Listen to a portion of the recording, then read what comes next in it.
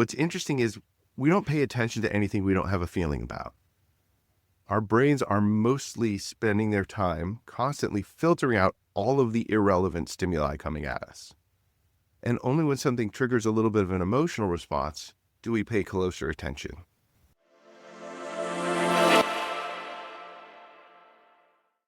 Welcome to Innovating Education, the podcast where we explore fresh ideas, bold strategies, and transformative approaches to learning.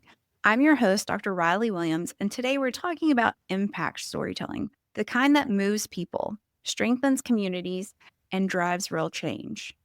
My guest today is Mr. Adam Olenn, founder of Rustle and Spark, a company dedicated to helping schools and universities craft compelling narratives that truly connect. They specialize in using storytelling to engage key stakeholders, faculty, students, parents, alumni, donors, and board members in ways that inspire action and deepen relationships.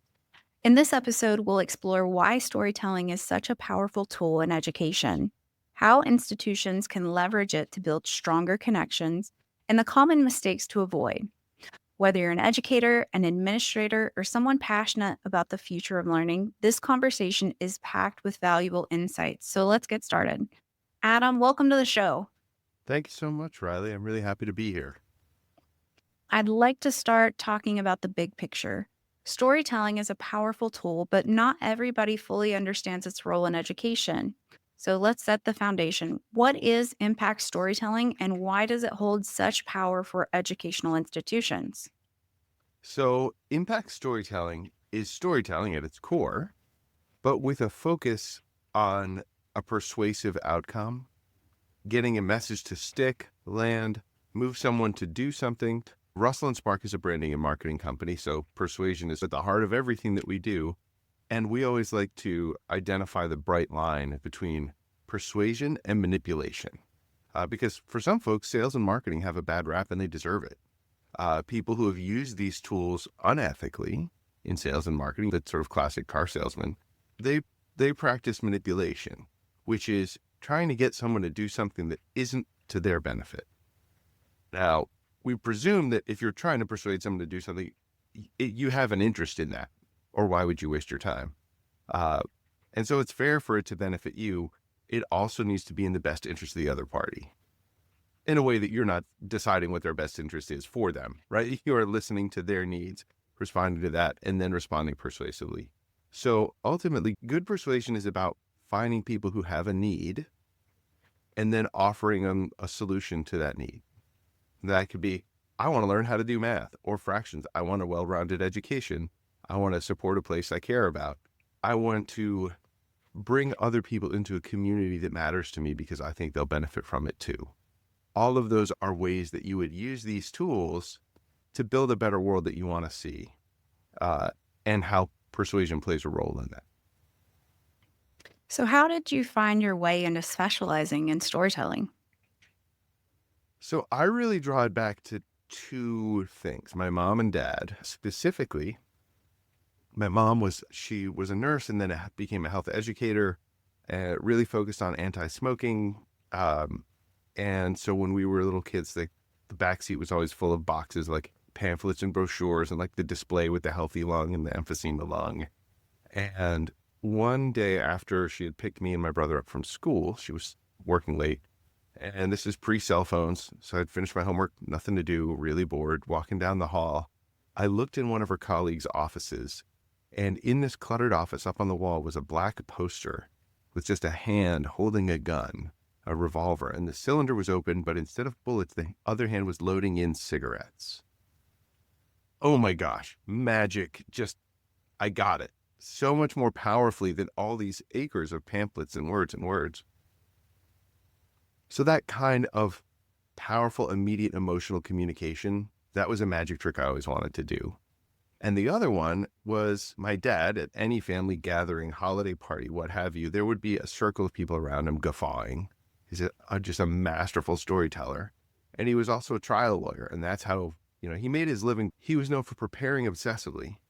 But then whenever he would win in trial and he'd come home with a good verdict, Dad, how did you do it? And he'd say, I just told a better story.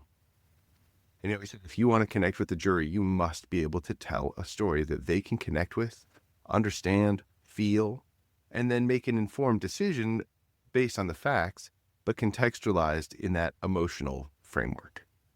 So those two things together really are at the heart of what I do and what Russell and Spark is about. And I've been in agencies since the mid-90s, but a bunch of my career actually was in-house, working in internal agencies in higher ed and K-12, where I would lead creative teams to do this kind of work in service of an organization. And education is a fascinating market. Every educational institution has a challenge that is 5 to 6x harder than most corporations in terms of their communication and persuasive needs. So if you sell sneakers, for the most part, you need to convince people to buy your sneakers. But if you are an educational institution, you have to convince parents and students to join your community. And that's two different levels of communication and persuasion, right? Often, if you're talking about independent schools or colleges, especially independent schools, parents tend to decide if you're going to go to independent school, and the kid tends to decide where. At the college level, that am I going to go to college has become internalized for a lot of students, but there's a fair amount of parental pressure saying, college, please. But the student is still choosing where. That's just for new folks. For your alumni, choosing to stay engaged or to re-engage after a time away. Donors, will they give among all the very valid competing priorities for their philanthropy out there in the world? For board members, are you going to spend your time, talent, treasure here advancing this institution, going out and advocating for it in the world? For teachers, students, faculty, and staff, they all have slightly different perspectives on the institute. So that's a lot of different audiences that all need to be communicated with different levels of nuance and context. And so that's where storytelling is such a great vehicle, in that it focuses everyone on what's most important here, but allows them to extract meaning and use their own imagination to engage in a way. It does a lot of the contextualizing from within the self rather than imposing it from outside. So we've talked about the big picture. Now I'd like to shift our focus to the people at the heart of every institution: faculty, students, and parents. These three groups experience the day-to-day realities of an institution firsthand, and their stories have the power to inspire, connect, and strengthen the entire school community. So let's start with faculty. How can schools help educators become more effective storytellers? So I'm really glad you asked that, because it is the best teaching tool that there is in history. How far back do you want to go? Old Testament, right? The parts, even if you haven't read it, you still know many of the stories from the Old Testament. You could grab anyone off the street and say, how well do you know Leviticus? And they'll be, I don't know. I think I met him at a party once. Or you say, have you heard of Noah and the Ark? Everybody says, yeah, of course. I know that story. And if we're staying that far back and bring it just a little bit forward, and you want to go New Testament, what is a rabbi? A rabbi is a teacher. And the messages of Jesus that everyone knows are the things he conveyed in story. And you can find that pattern in other faith traditions. The caves at Lascaux in France, there's a story that I think is 40,000 years old in Australia among the Aboriginal people there. These are the most durable, lasting, and powerful lesson conveying things that we have. When you want to teach your kids to not talk to strangers who might appear to be nice but not have a kid's best interest at heart, do you say that? Of course not. You tell them about children going to the forest and the old woman with the house and come in, my children. That's what a lot of fairy tales are. These are ways of teaching that are effective. When trying to teach the lesson, just say it is not going to be effective. So getting teachers in a place where, all right, what's the idea that we need to get across? All right, if we're not doing don't talk to strangers, which is a very low level lesson, right? That's early. We got to do fractions. How does storytelling help you there? Well, what's interesting is we don't pay attention to anything we don't have a feeling about. our brains are mostly spending their time constantly filtering out all of the irrelevant stimuli coming at us. And only when something triggers a little bit of an emotional response do we pay closer attention. Something gives you a bad feeling, you take a look, right? You could be walking through the forest and the wind's blowing a little so you can hear leaves rustling all around you because of the wind. But a sudden rustling in the bushes beside you will attract your notice because it triggered a little bit of an alarm response that was emotional, and that pulls your attention. Or you could be walking down a crowded street in Paris and you're just having a day walking by yourself. Thousands of people are streaming past you, but that person is attractive. One person out of 1,000 attracts your notice because you have an emotional response. So as educators, one of the best things that we can do is say, how can I create an emotional context that sort of localizes the content that I want to talk about? Let's say it's something as simple as ratios. We're going to teach a math lesson on ratios. We've all heard some kids say, oh, math is boring. It is when there's no emotional context. But when you create one, it suddenly becomes really interesting. So instead of talking about ratios, we can talk about the fruit that your mom ate. It turns out it wasn't a fruit, it's poisonous. Mom's going to die unless we can give her this antidote. But the antidote is so powerful, if we give her too much, that could kill her. So we have to figure out the right amount of antidote for how much mom. So we're going to take her body mass and the amount of this antidote. And there's actually a mathematical tool that we can use to figure out the right amount, and mom's going to be fine. And we'll all live happily ever after. So this is a way of creating an emotional context, setting up sort of a story moment that will make a student hungry for ratios rather than, oh God, you're going to force me to learn this? They'll ask, how does it work? Tell me. I love that. When I was thinking about fractions, I was like, pizza. So let's turn to students. Their experiences, their successes are some of the most powerful narratives at an institution. How do you capture and tell those stories in a meaningful way? I am so glad you asked this question. It is one of my solutions to a very hard problem. So here's the hard problem. There was a time where I ran marketing communications for Moses Brown, which is a 250-year-old Quaker school in Providence, Rhode Island. And so I wanted to tell the stories, just like you asked. What are all these great things that kids are doing? Well, who's the natural group of people to ask? They're teachers. What's going on in your class that's great? Tell me about these great moments in your class. Who doesn't love to talk about themselves? Teachers, right? They picked a job where their focus will be on someone else's success, not their own. Asking for great teacher moments and even great student moments in their class, that feels a little too self-focused for most faculty in my experience. But that same personality trait of being enthusiastic about supporting other people and celebrating others' successes, that can be used productively. And so I have found it's been very helpful to go to educators and ask them to rat on each other about doing great things. Tell me when you see a colleague doing something awesome, or having a moment with a student that's really awesome, or two students together. The more that you can pull the focus away from the person who's bringing you the story being in it, the more comfortable I find faculty tend to be. And there's always exceptions. But in general, asking teachers to tell me about other people's success is really helpful, and especially a colleague. They love to be able to support each other, which also promotes a really healthy, supportive culture.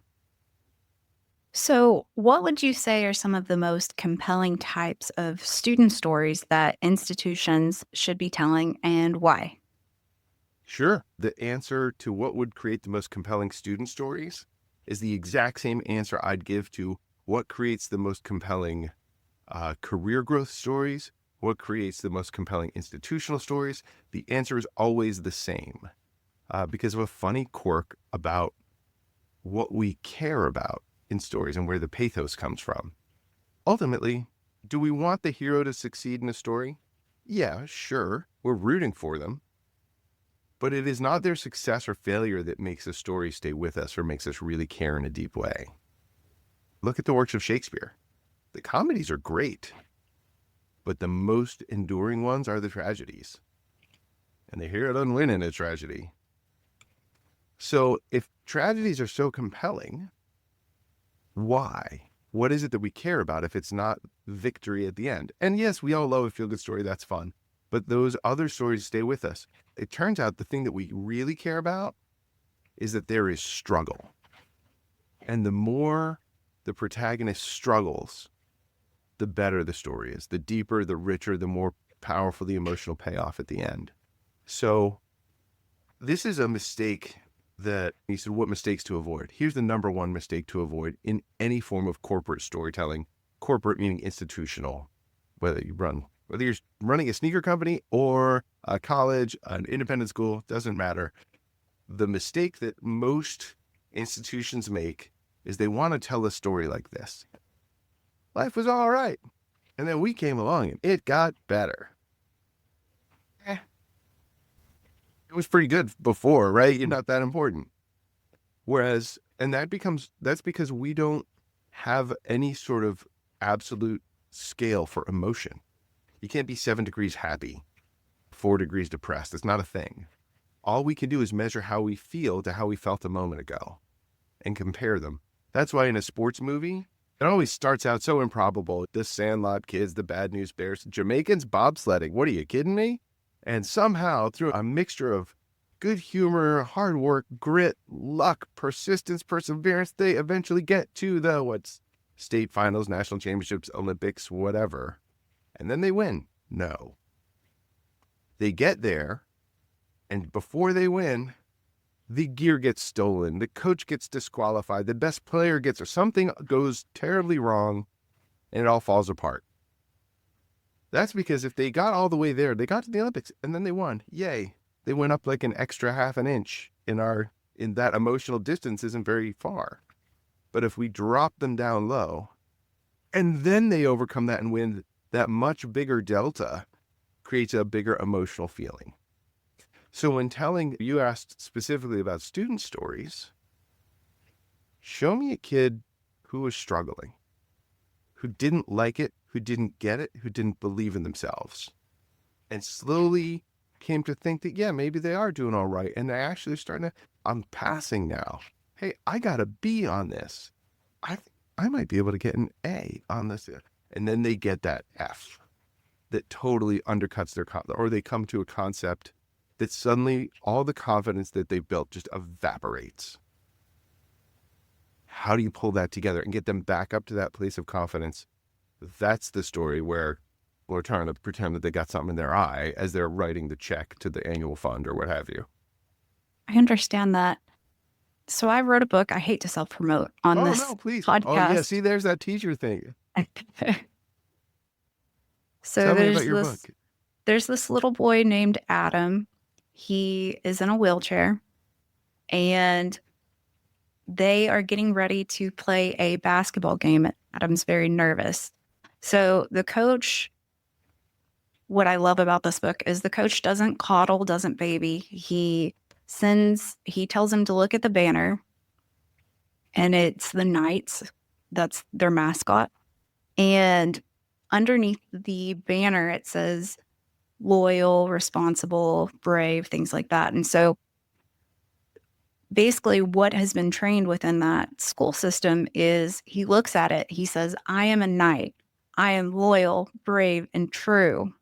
And that really resonates with him. That builds him up so that they can have a good game. It doesn't say whether they win or lose. The point is that within the story, he is able to self-determine that everything's going to be okay. Oh, that's great. I love that. So you just made me think of two things. One, a great movie that I saw 15 years ago, a documentary called Murder Ball about a wheelchair basketball league.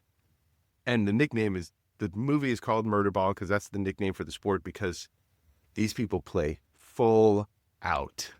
Talk about not coddling. It is a basketball game that you really got to think twice before you get involved. Are you up for this? But the other was, you reminded me of Rocky, which is a special movie. And do you know what's so special about it as a sports movie? What's that? That whole pattern that I just told you about like every sports movie you've ever seen? This is the one exception. Rocky doesn't win. He doesn't win the fight. He wins something better. Do you remember what he wins? I've never seen it. Oh my God, I'm so sorry for that spoiler alert. It's homework. It's homework. Given that I already spoiled that, you could edit this out. But what does he win? He wins Adrian. And she's a much bigger prize than any fight. All right. Well, watch Rocky. It's amazing anyway. Great movie. Written by this random Philly jumbo named Sylvester Stallone that no one had ever heard of. He wrote this thing, insisted that he be in it and direct it, and then went on and won an Oscar. And all of a sudden he went from like random nobody in Philly to instant movie star. So, what role does storytelling play in shaping student identity, school pride, and engagement within the institution? Again, I'm thinking my own book. Yeah, no, that's really great. Around identity, story is one of the most powerful forces there is to shape a collective identity. So if you're telling a lot of different stories, and you should, right, one story is never enough. Right? It's always a mosaic of stories that creates a culture. The way they unify a culture is when they all hinge around a central idea. And in music terms, that's a theme and variations. One of the best examples I can think of is the first movement of Beethoven's Fifth Symphony. How does it start? Da-na-na-na. And then what happens? Da-na-na-na. Exactly. And then da-na-na-na-na-na-na-na-na-na, da-na-na-na-na, and on it goes. And as you look at different layers of the score or listen, what you'll find is instruments at every level are playing some variation of da-na-na. Sometimes it's backwards, sometimes it's upside down, sometimes it's chopped and repeated. But that same idea is coming at you all these different ways. When a bunch of different stories, everyone's having their own lived experience. But all those stories center around the central idea of the school, its brand essence.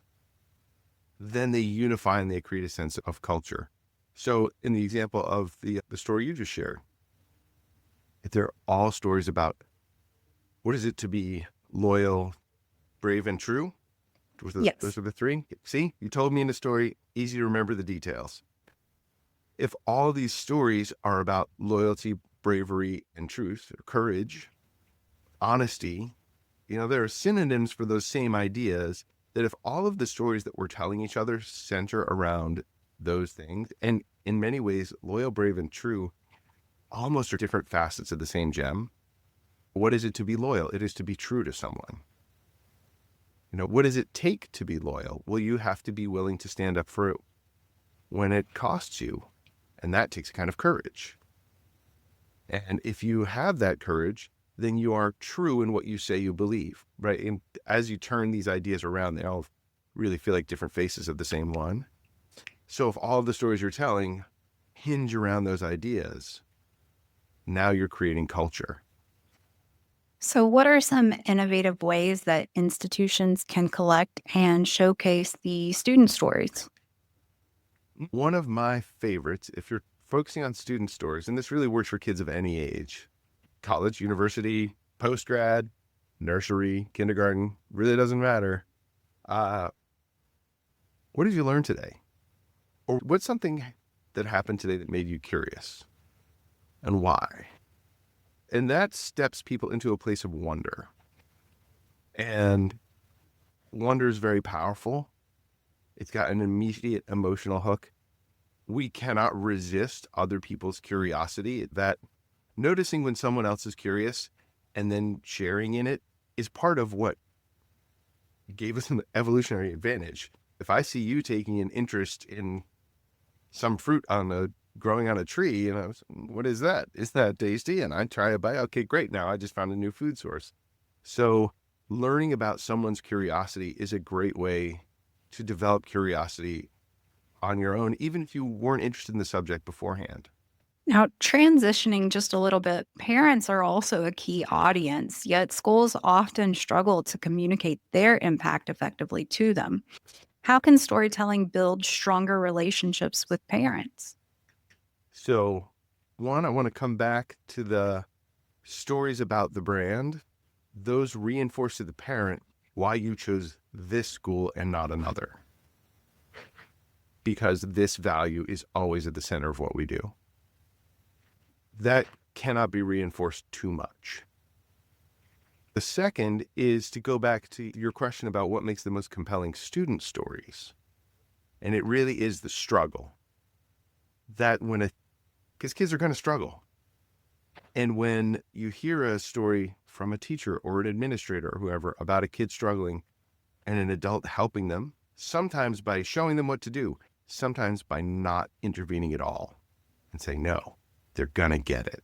I can see they're there, and my job is to not get in the way, so that they develop within themselves the confidence that I can do this on my own, whatever that is. But that moment of struggle and the adult perspective, and I'm saying perspective because it may not be an intervention. It may be the absent. Doing nothing sometimes is the best thing to do, but sharing that story of the kid struggling and getting to the place they need to be, and whenever possible, with a courage, loyalty, truth filter on the thing, that will reinforce for parents what's being done well. And it's so much more impactful than just an expository roundup. This week we did this, and then we did this, and then we did this.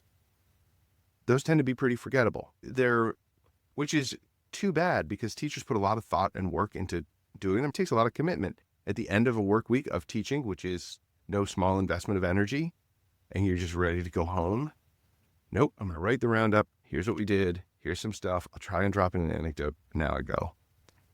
To actually sort of reverse that, put the focus on the story. One, when you're telling a story that's interesting, it doesn't feel so much like work. And then you can have a couple of bullet points of, here are the content areas we covered. Also, there's a math test Tuesday. Don't forget the field trip. Send. So what are some proven methods that institutions can use to build trust and transparency with parents through storytelling? What a great question.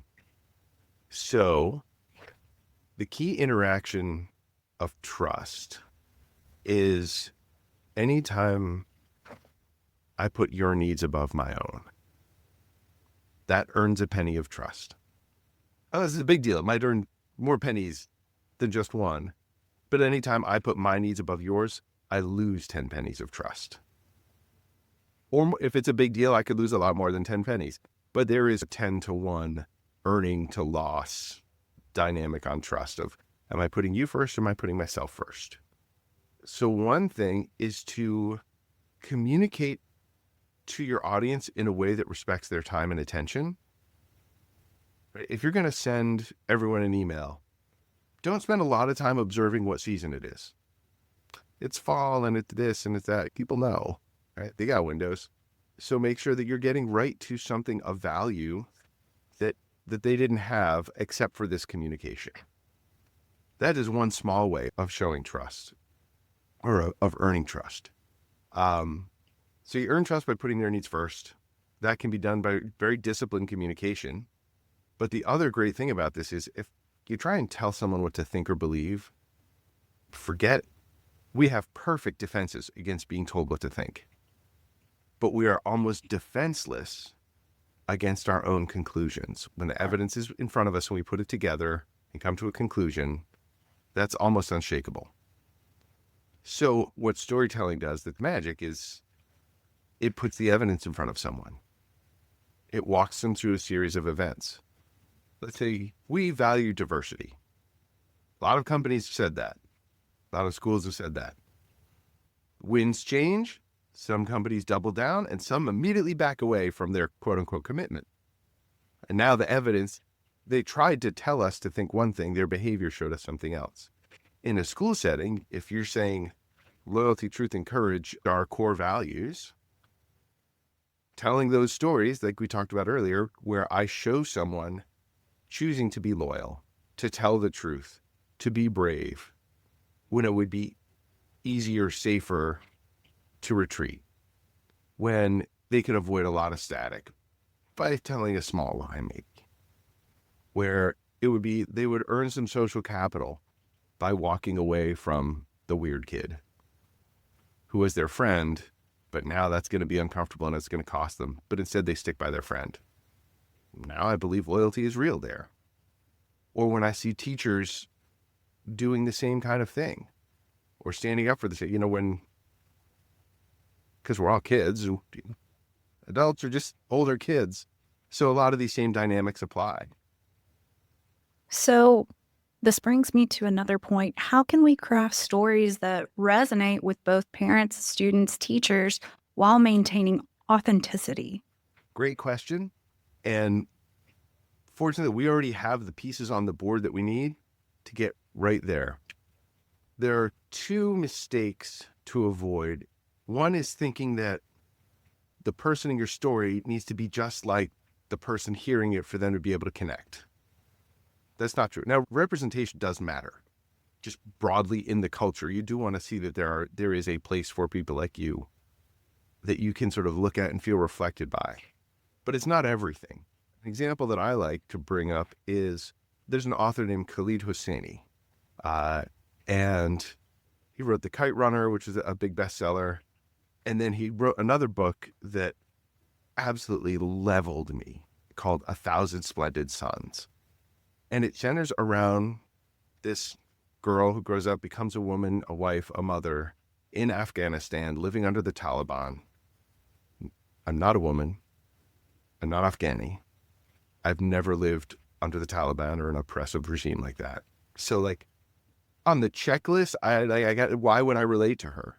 But she's a human being who struggles, who cares, who is trying to live as authentically as she can in difficult circumstances, take care of people she loves, and also try and find space for herself in a world that's always pushing in to make her smaller.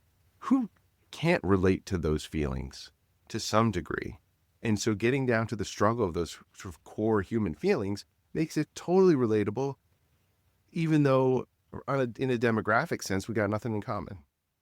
So as you're telling stories, does it really matter that you're telling a story to a parent about a kindergartner or telling a story to a second grader about an adult at work?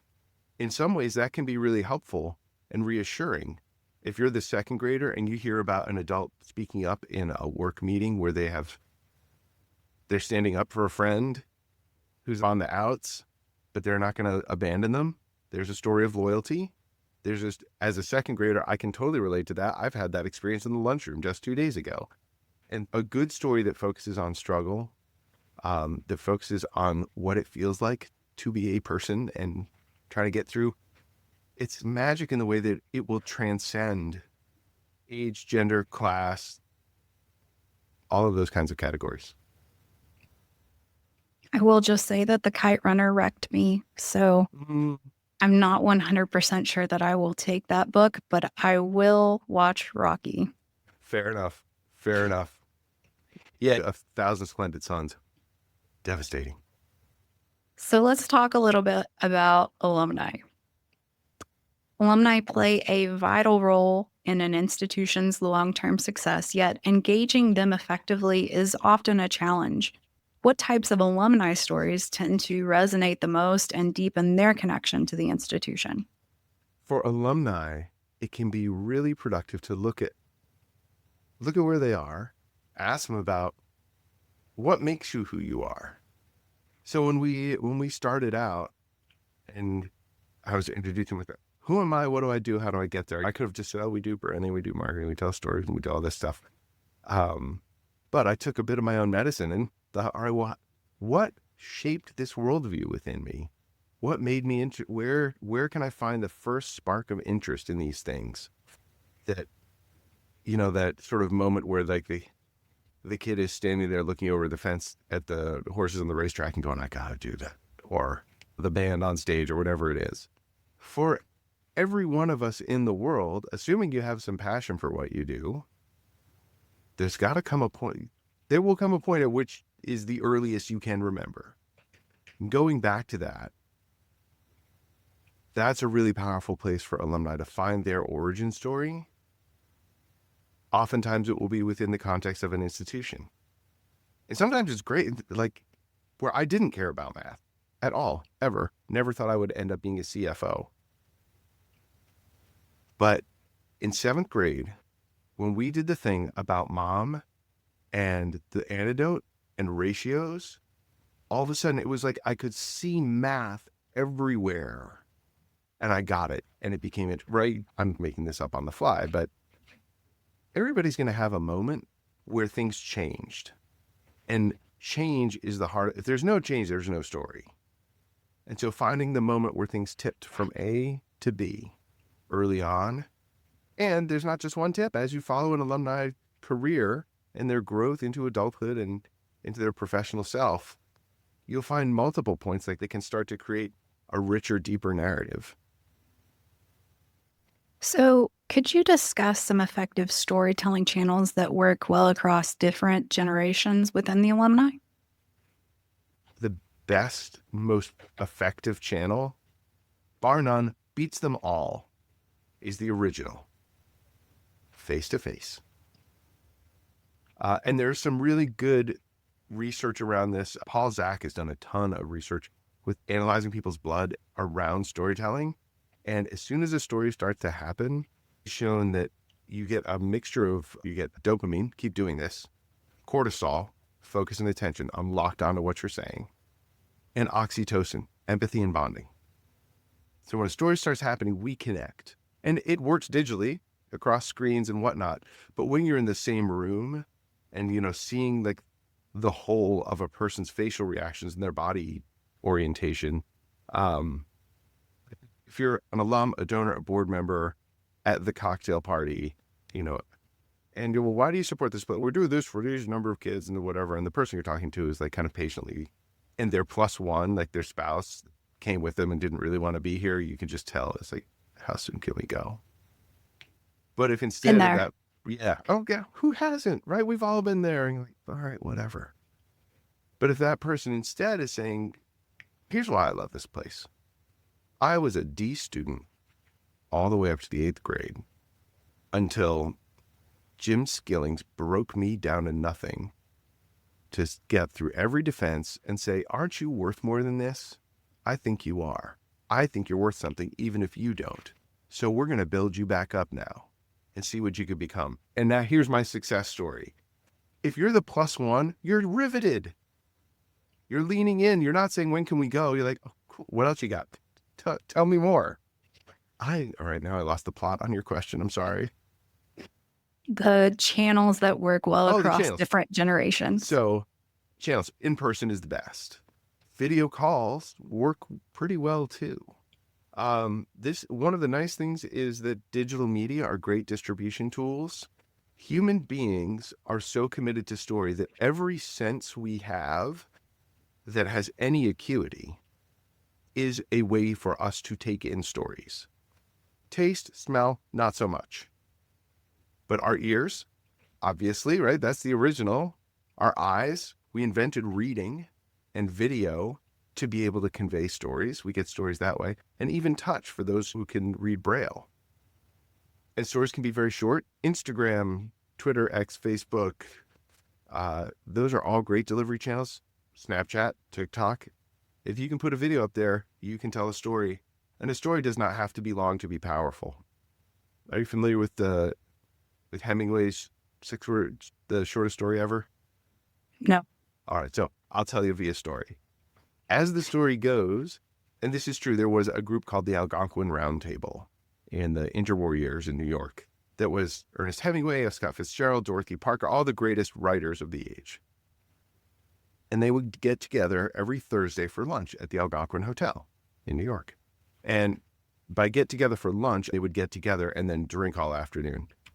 And the way the story goes, it was Dorothy Parker's idea that whoever could write the shortest story with a complete emotional arc drinks for free. So they scratch away for a while and they share what they've got. Hemingway wins with a story 6 words long. You have to tell me what they are. You're building up to it, I know. For sale. Baby shoes. Never worn. I just have to sit with that for a minute. Wow.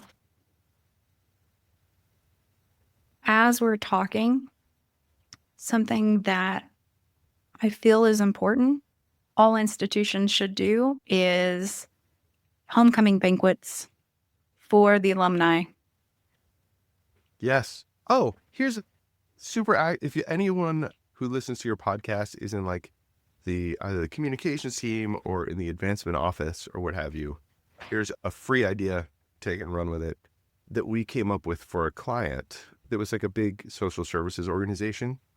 At their annual gala, obviously, we're a story forward kind of place. So we were pushing them in that direction to get more action out of their donor base. And so we urged them to create a set of coasters. And there were like 6 different variations that you can do. You probably need 5 or 6 as a minimum. You could do as many as you like. But where on the coasters were questions phrased such that the answer had to come up in a story format. When's the first time you remember loving learning? What's the first book you got lost in, and what was it about it? These kinds of questions, just as on the coasters, so as people are having their drinks, like, hey, what did you get? What did I get? I don't know. Or what's yours? And it was just a great way to get conversations rolling that were not, so how you been? Where do you live? What do you do? How's the kids? All of which is fine, right? Some basic social nicety check-in kind of stuff. But to get people quickly going in a place that was deeper and more mission aligned. In the example we talked about before, those stories on the coasters could have a focus that centers more around loyalty or truth or courage. And then that gets everyone buzzing and connecting on the idea of what makes this institution us instead of the one down the street. So not who was your favorite teacher and why, because that can bring up positive and negative feelings into a debate. So are you saying not to use that question? Maybe not. What do you think? Question. I guess who was your favorite teacher? I would struggle a bit to see someone coming up with a negative answer to that question, but maybe a negative response to that person's favorite teacher. Exactly. The negative response. You loved them? But you could also maybe sidestep it a little bit, because who's your favorite teacher? It's holistic about the person. That person's great. No, they're not. We're all complex. We're all great for some people, not great for others. But if you get it smaller, it gets more interesting, I think.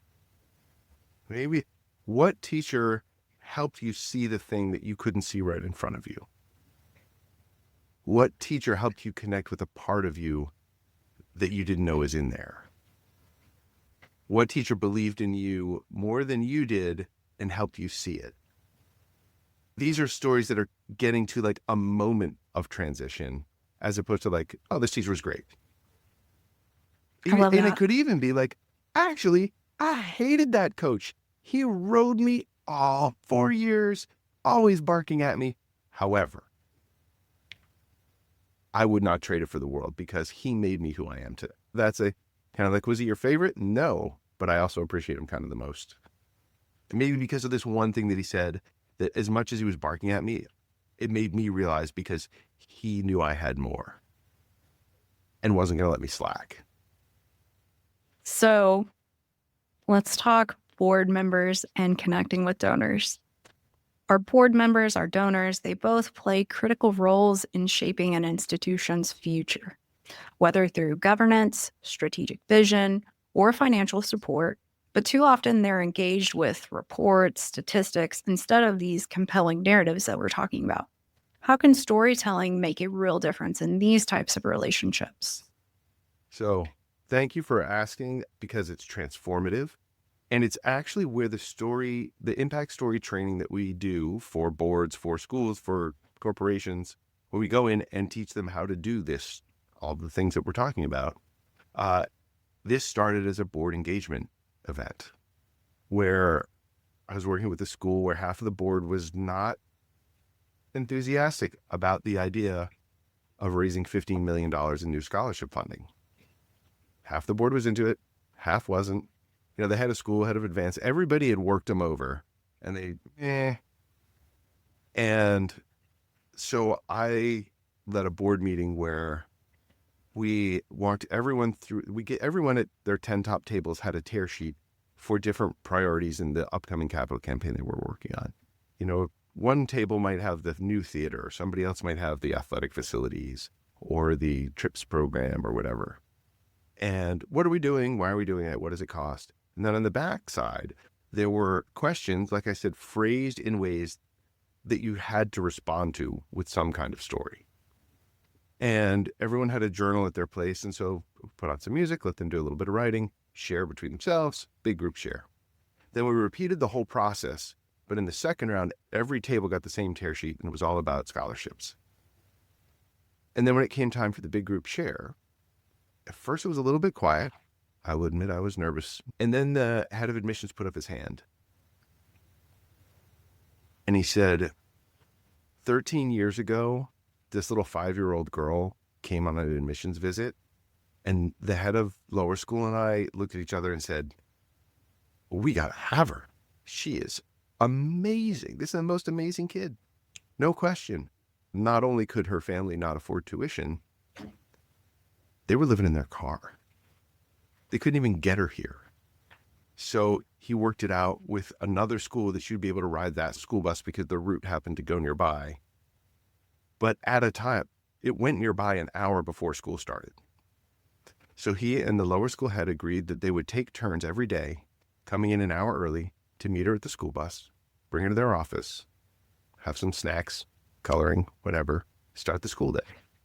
This was a K-12 school, and he said over the years, she's had every textbook she needs. She's never missed out on a field trip.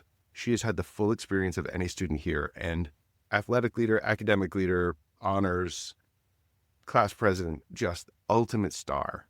And he said, when she walks across that stage in May, it will be the best thing I've done with my career.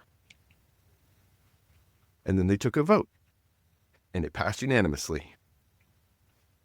So for board engagement, boards will ask for talking points, but they never use them. Because as hard as you work to put together the talking points, at that cocktail party we talked about, the instant glaze over of the eyes as soon as someone starts reciting talking points at you, right? Nobody wants to be talked at with talking points. And board members didn't get to be where they are by turning off people when they speak. So they know very quickly not to use these if they ever try. But when you lead them through an impact storytelling exercise where they learn how to tell one powerful story, whether it's their own experience or something like the story I just told you about that girl. I was not the admissions director. I wasn't the kid, but I experienced that story and now can share it. And it's very powerful. Every board member goes out able to speak at the gala or the wherever they end up at the business meeting or whatever, telling the story that moves other people in a way that makes them understand why this place is inspiring and special and draws them closer to be involved. Of course, with donors, this reactivate, why did you give in the first place or graduate from here in the first place? This is going to reify all of those emotions and bring you closer to giving again and being part of that.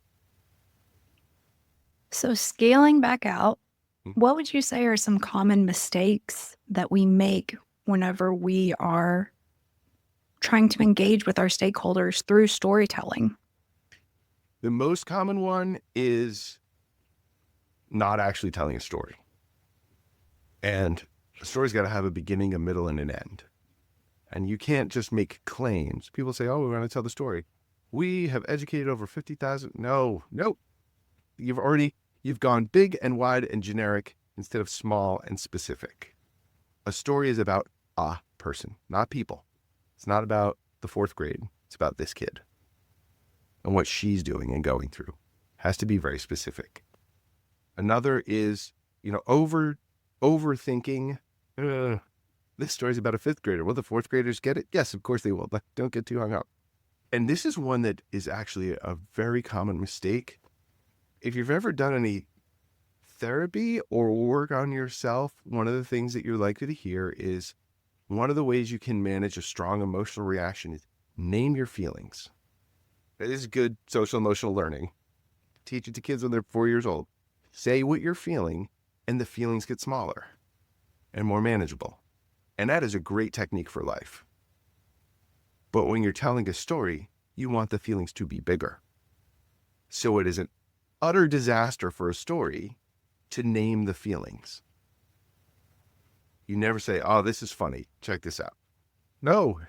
Or like when I told you the story about the board meeting where that admissions director was relaying the journey of supporting this girl as she went from the sort of impoverished kid who was a rock star to this glorious young woman walking out into the world to go make her mark.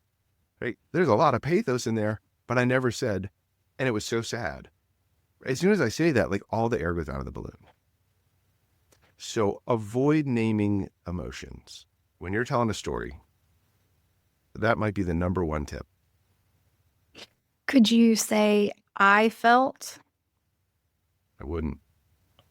As soon as you name the emotion, all right, this is going to get a little bit nerdy. I guess we're already a little bit nerdy. This is going to be, medium, deep. Our listeners are nerdy too. Oh, great. This is my tribe. These are my people. So your brain has a fixed volume of fluid in it, of blood that carries the oxygen and the glucose that makes the cells run, right? That's the fuel. When you're thinking a lot, using your prefrontal cortex, it draws more blood to it so that those cells can do the things they need to do to figure out the long division or whatever. And language is a very complex thing. It tends to be pretty prefrontal cortex heavy. Your emotional centers are, for the most part, towards the center of your brain, close to the brain stem, wrapped around the cerebellum, and in that middle area clustered on the inside. So when you're doing a lot of feeling, it's hard to think. When you're doing a lot of thinking, it's hard to feel.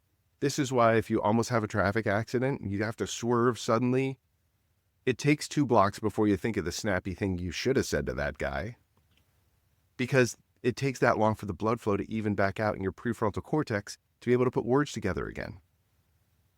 And so when you're in this story and you're creating this experiential moment, like getting a person to imagine the sounds, the feelings, the whatever, the little girl, the thing, the, oh my gosh, will I make it? Like they're in a very emotional place. As soon as you say, and I felt sad, connecting that, it takes them out of the feely part into the thinky part, which then the feely part just doesn't have as much to work with. Adam, this has been just a fascinating conversation. Before we wrap up, I always like to ask this: what is one thing that you want listeners to take away from today's episode? Every person has struggles in their life. Every struggle is a story, and every story matters. So your stories matter. The person next to you, their stories matter. And exchanging those is one of the best and most rewarding parts of being a person. And it makes you more effective at what you do. So just tell a lot of stories and listen to a lot. And for those who want to dive deeper into your work, where can they find you and learn more? Sure. The best thing to do is to go to russellandspark.com/story. And that's Russell like the sound, RUSTLEANDSPARK, russellandspark.com/story. Thank you again for being here today. And to our listeners, thank you for tuning in to Innovating Education. If you enjoyed today's episode, please be sure to subscribe, leave us a review, and share it with your fellow educators. Until next time, keep innovating.